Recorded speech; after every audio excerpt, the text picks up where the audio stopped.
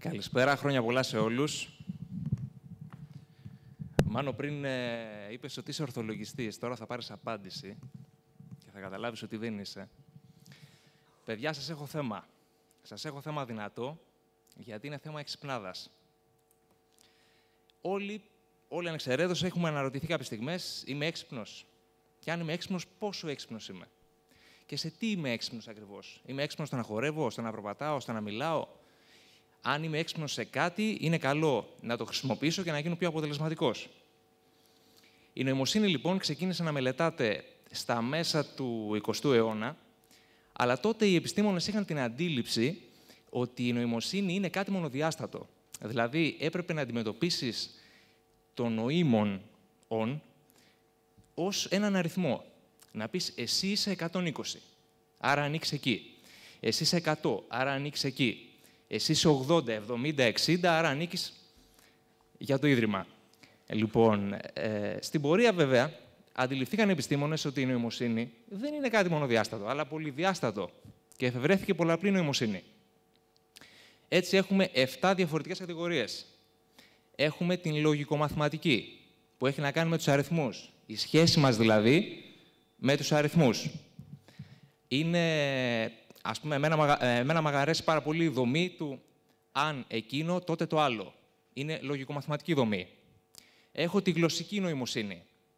Η γλωσσική νοημοσύνη μας μιλά με τις λέξεις. Είμαι καλός στο γραπτό λόγο, είμαι καλός στον προφορικό λόγο. Μ' αρέσει να μαθαίνω ξένες γλώσσες και το κάνω αποτελεσματικά, το κάνω πάρα πολύ καλά. Τρίτη πολύ σημαντική είναι η διαπροσωπική νοημοσύνη.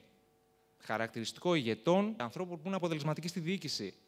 Καταλαβαίνω τα συναισθήματά σου, καταλαβαίνω τις ικανότητές σου, τα ενδιαφέροντά σου, ενώνω την ομάδα, πάμε μπροστά για ένα στόχο. Ενδοπροσωπική νοημοσύνη, η σημαντικότερη από όλες. Το εσωτερικό εγώ. Καταλαβαίνω τα συναισθήματά μου. Ξέρω τι θέλω, τι δεν θέλω. Ξέρω ποιος είναι ο στόχος μου και προσπαθώ να τον πραγματοποιήσω. Ξέρω το δυνατό μου σημείο, ξέρω το αδύνατό μου σημείο. Η ενδοπροσωπική νοημοσύνη, παιδιά, είναι ένα πλέγμα όλων των άλλων στην ιστοσόν. Είναι ουσιαστικά αυτό το αμάγαλμα, το μοναδικό αμάγαλμα νοημοσύνης που έχει ο καθένας από εμάς. Πέμπτη συνιστόσα, χωρική. Τα κορίτσια τώρα δεν τα πάνε πολύ καλά εδώ, αλλά το ισοζύγιο βρίσκεται από τις υπόλοιπες συνιστώσεις. Χωρική, προσανατολισμό στο χώρο, πάρκινγκ, μπορείς να απεικονίζεις πολύ καλά τρισδιάστατα σχήματα στο χώρο κλπ. Μουσική, μελωδία, ήχος. Μπορώ να εκφραστώ με ευκολία μέσα από τις νότες, μέσα από τους ήχους. Μπορώ να διακρίνω συναισθήματα στον ήχο. Μπορώ να πω αν αυτή η μελωδία είναι λυπητερή ή αν είναι χαρούμενη. Και τέλος, κλείνω με την κιναισθητική νοημοσύνη. Δηλαδή, αλλιώς τη σωματική νοημοσύνη. Χαρακτηριστικό παράδειγμα, οι χορευτές.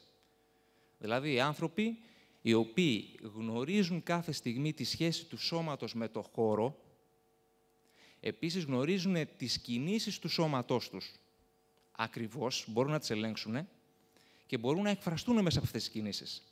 Αυτό είναι εξάλλου και ο χορός, έτσι δεν είναι? Τώρα, βέβαια, ο Μάνος είπε ότι είναι ορθολογιστής. Φίλε μου, έχω να σου πω το εξής. Την επόμενη φορά που θα σκοντάψεις, να σκεφτείς ότι ένα μυρμήγκι δεν σκοντάφτει ποτέ. Ποτέ. Ένας γάιδαρος, ρε παιδιά, ένας γάιδαρος διψάει.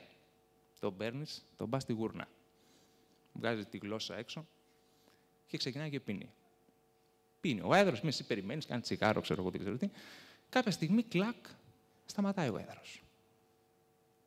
Ρε, πιες ένα για το γαμπρό, δεν πίνει. Ρε, πιες ένα για την ύφη, δεν πίνει. Εσύ όμως, φίλε μου, πίνεις. Και πίνεις δεύτερο, και τρίτο ποτήρι και τέταρτο, και στο νοσοκομείο πας και περίγελος γίνεσαι. Ορθολογιστής. Έτσι. Ο Στίβεν Χόκινγκ, ο διάσημος αστροφυσικός, κάποια στιγμή εκλήφθη σε ένα συνέδριο, ρωτήσαν αυτό που ρωτάνε τους κοσμολόγους, του λένε, κύριε Χόκινγκ, υπάρχει ζωή αλλού στο σύμπαν? Κοιτάξτε, λέει, πρωτόγονη μορφή ζωής υπάρχει. Αναμφίβολα. Δεν ξέρουμε αν υπάρχει, λέει, νοήμων. Και συνεχίζει. Να σας πω, βέβαια, πολλοί ισχυρίζονται ότι στον πλανήτη Γη νοήμων ζωή δεν υπάρχει. Ευχαριστώ πολύ.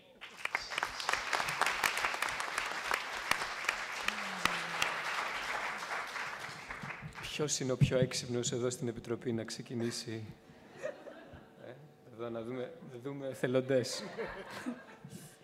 Κανείς, Το τεστ IQ της Επιτροπής του FameLab. Οκ, θα ξεκινήσω εγώ ως πιο έξυπνος. Μου άρεσε η παρουσίασή σου πάρα πολύ, που εξηγείς όλους αυτούς τις διάφορες μορφές νοημοσύνης. Βέβαια, υπάρχουν κάποιοι που ίσως έχουν κάποιο αντίλογο σε αυτό, οπότε είναι ένα θέμα το οποίο έχει και έναν αντίλογο. Μερικοί νομίζουν δηλαδή ότι ίσως να μην είναι πολλές μορφές νοημοσύνης, και ίσως θα μπορούσε να το αναφέρει αυτό, ότι δεν είναι δηλαδή μια αποκρισταλωμένη και παγιωμένη άποψη, η οποία είναι αποδεκτή προς όλους. Ωστόσο, είναι μια άποψη που σίγουρα αρέσει σε πάρα πολλούς, γιατί σου λέει: εγώ δεν είμαι καλός στα μαθηματικά, αλλά ξέρεις κάτι, παρκάρω καλύτερα. Οπότε εκεί πέρα είμαι πάρα πολύ καλός. Ίσως θα μπορούσες να συνδέσεις λιγάκι με το θέμα του εγκεφάλου, εάν υπήρχε μια τέτοια σύνδεση. Δηλαδή, κατά πόσον η εκδήλωση της ευφυΐας στη συμπεριφορά μας έχει κάποια αιτία νευρολογική. Αν γνωρίζουμε τέλος πάντων αυτό το πράγμα, την αιτία της, την νευρολογική της αιτία. Εγώ είμαι έξυπνος σε αυτό.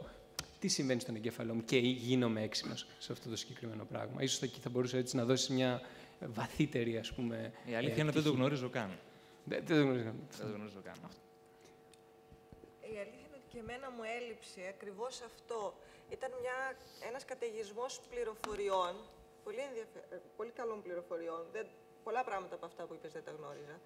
Έμαθα κάτι, αλλά αμφιβάλλω αν θα μου μείνει, γιατί δεν υπήρχε, πώς να το πω, δεν το χτίσες, δεν έκανες, έχουμε αυτό το πρόβλημα και το λύσαμε με αυτόν τον τρόπο. Μας έδωσε μια σειρά πληροφοριών χωρίς να μας κεντρήσει το ενδιαφέρον και χωρίς να μας πεις με ποιο τρόπο βρήκαμε ορισμένα πράγματα για την νοημοσύνη. Έτσι που θα μας έμενε. Και φαντάζομαι ότι θα αναγκαζόσουν να περάσει από τον εγκέφαλο. Βέβαια, ξέρω ότι θα μου πεις ότι είχες λίγο χρόνο. Σε 5 λεπτά. Σε 5 λεπτά όλες αυτές οι νοημοσύνες. Να παρουσιάσεις τις νοημοσύνες και να καταλήξω στο ότι δεν είμαστε ορθολογιστές. Παιδιά, αν αγαπάτε τον εαυτό σας, γιατί το μόνο σίγουρο είναι ότι κανένα νοήμονον σε καμιά γωνιά του πλανήτη δεν θα το κάνει για σας. Έτσι, να κλείσουμε και με ένα προβληματισμό. Ο Μανώλης θέλει επί του προσωπικού, πάντως. Ναι, βεβαίως. Για πλάκα το είπα. Μπορεί εσείς να σηκώσει το χέρι. Να σου εκφράσουμε πραγματικά την υποστήριξή μας. Είμαστε μαζί σου. Είναι ερωτευμένος μαζί σου σίγουρα.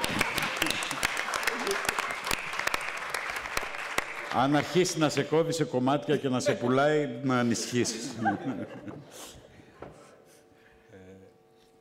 Λοιπόν, εγώ το μόνο που έχω να προσθέσω είναι ότι προφανώς σε ένα θέμα φοβερά επιτακτικό, όπως αυτό που διάλεξες, εκ των πραγμάτων δημιουργεί και ακόμα πιο, πώς να το πω τώρα στα ελληνικά, επιτακτικές challenges, ερωτήσεις. Αν πιάσουμε ένα θέμα πιο απλό, προφανώς ο καθένας σκέφτεται ανάλογα απλά θέματα. Όταν πιάσουμε ένα θέμα φοβερά πιο δυνατό, ακριβώς είναι το θέμα. Τι είναι νοήμονον, τι μετράμε.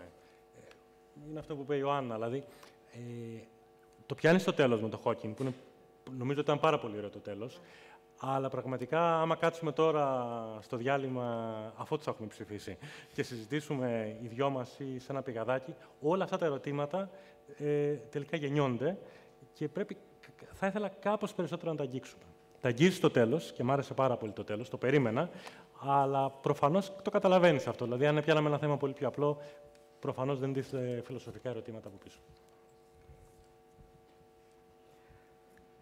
Περίμενα περισσότερη επιστημονικότητα. Αυτό υπόθηκε δηλαδή, απλώς το λέω επιγραμματικά, δεν συμφωνώ απλώς. Και περιμένω πάντα να υπάρχει κάτι ευρύτερο στον προβληματισμό των ανθρώπων που έρχονται να παρουσιάσουν επιστημονικές ιδέες. Δηλαδή, περιμένω να πλανάτε το ερώτημα στο τέλος, αφού απαντήσει σε διάφορα ερωτήματα. Η νοημοσύνη είναι κάτι που προκύπτει αυθόρμητα, η νοημοσύνη είναι κάτι που είναι συνυφασμένο με τη ζωή. Δεν χρειάζεται να τα απαντήσεις αυτά σε 5 λεπτά, αλλά είναι καλό πάντα να... Πριν με κράξανε που είπα για το DNA, ας πούμε, θα επιμείνω. Τεύκρο, θα ήθελα να σε ρωτήσω εσένα ως μαθηματικό. Πιστεύεις ότι υπάρχει μαθηματική ευφυΐα ή είναι ένας συνδυασμός κάποιων άλλων μορφών ευφυΐας. Αυτό είναι το σχόλιο που θα έκανα. Δεν μπόρεσα να καταλάβω και επομένως δεν πίστηκα, γιατί δεν έχω πιστεί ποτέ, ότι είναι διαφορετική η λογικομαθηματική ευφυΐα, την οποία σαφέστατα περιέγραψε, από τη γλωσσική ευφυΐα. Εγώ θεωρώ ότι δεν διαφέρουν.